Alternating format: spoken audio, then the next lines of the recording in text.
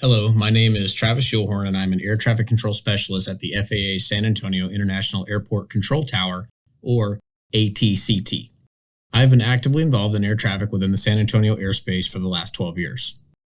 We will walk you through the flight procedure poster boards for the proposed arrival and departure procedures at San Antonio International Airport. Each of the following boards shows a sampling of proposed approach and departure procedures.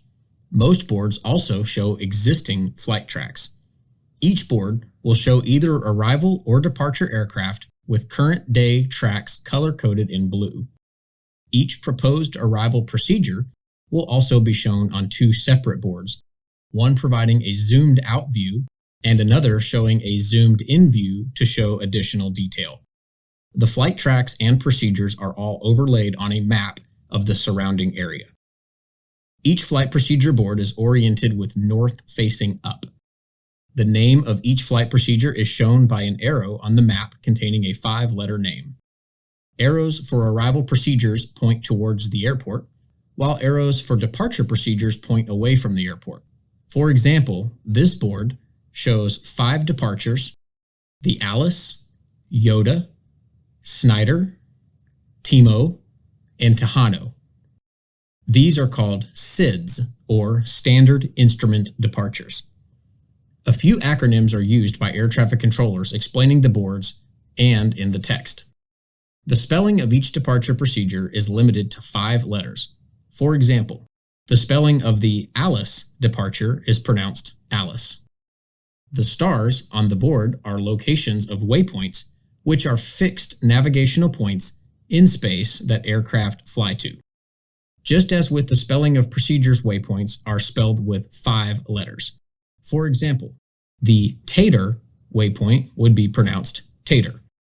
The proposed flight procedures are colored purple for departures and orange for arrivals. These colored paths show the proposed flight paths. Surrounding the paths are dispersed path areas in either pink for departures or yellow for arrivals. These areas show the possible locations where aircraft may fly and account for the possibility of different routing to avoid hazardous weather, for operational need, or for safety.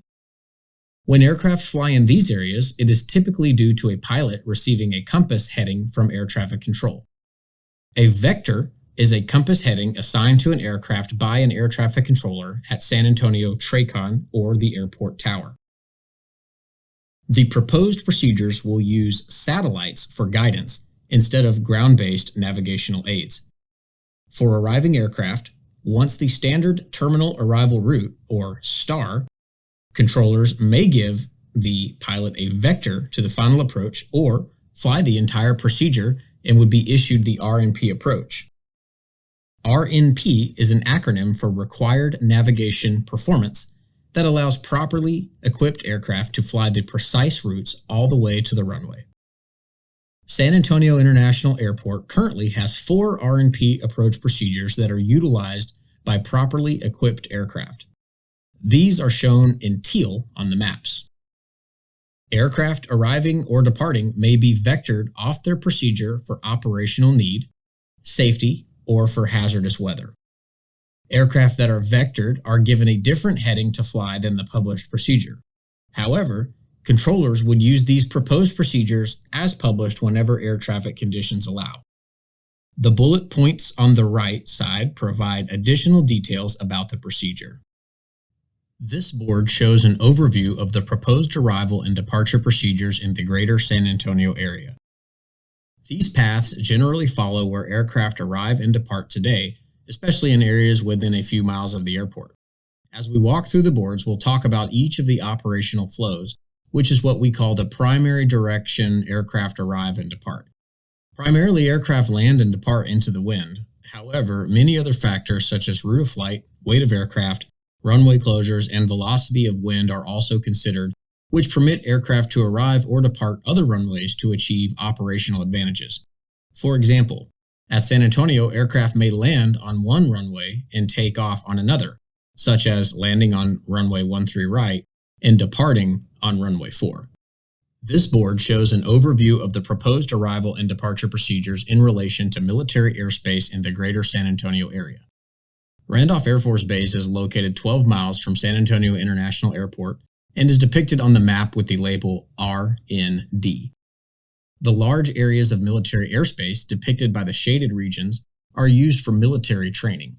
The proposed procedures are designed to generally avoid these areas.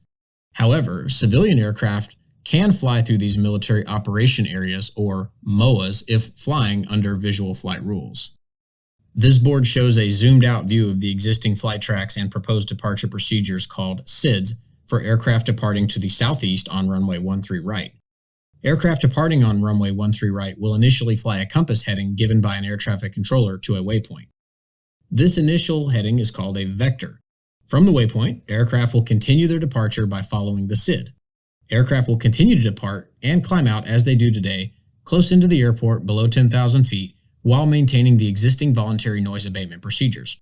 Runway 13 right is a commonly used runway because the winds are often from the southeast, and it is safest for aircraft to land and to depart into the wind. This board shows a zoomed-out view of the existing flight tracks and proposed arrival procedures called STARS for aircraft arriving to the southeast on runway 13 right. Aircraft landing on runway 13 right will fly the STAR to a waypoint, where they are then given a vector by controllers to the final approach to land. Aircraft will continue to arrive as they do today using similar routes. Just as aircraft depart on runway 13 right due to the direction of wind, aircraft also land on runway 13 right when the wind direction is from the southeast. This board shows a zoomed-in view of the existing flight tracks and proposed STARS for aircraft arriving to the southeast on runway 13 right. This board shows a zoomed-out view of the existing flight tracks and proposed SIDS for aircraft departing to the northeast on runway 4. Aircraft departing on runway 4 will initially fly a vector given by air traffic control to a waypoint. From the waypoint, aircraft will continue their departure by following the SID.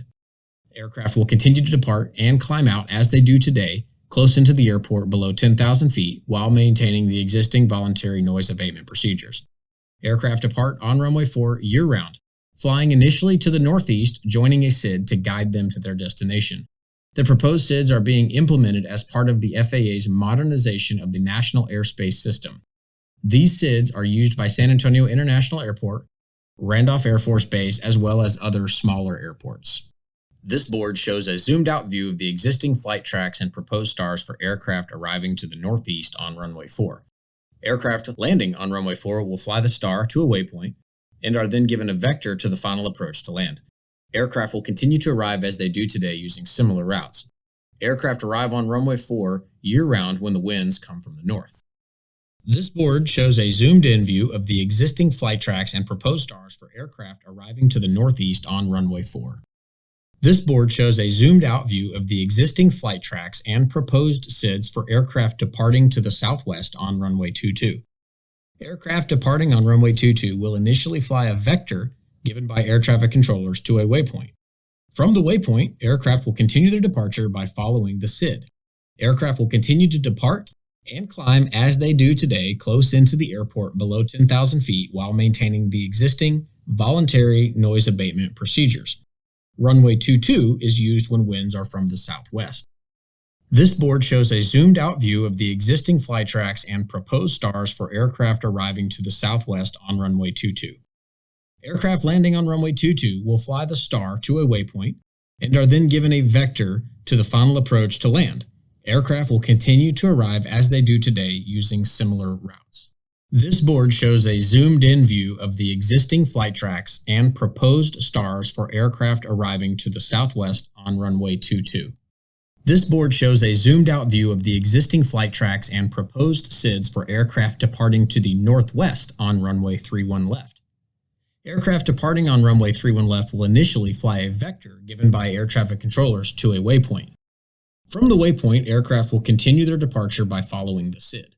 Aircraft will continue to depart and climb out as they do today, close into the airport, below 10,000 feet, while maintaining the existing voluntary noise abatement procedures. Runway 31 left is used when winds come from the north, which is typically during the winter months. This board shows a zoomed-out view of the existing flight tracks and proposed STARS for aircraft arriving to the northwest on runway 31 left. Aircraft landing on runway 31 left will fly the STAR to a waypoint and are then given a vector to the final approach to land.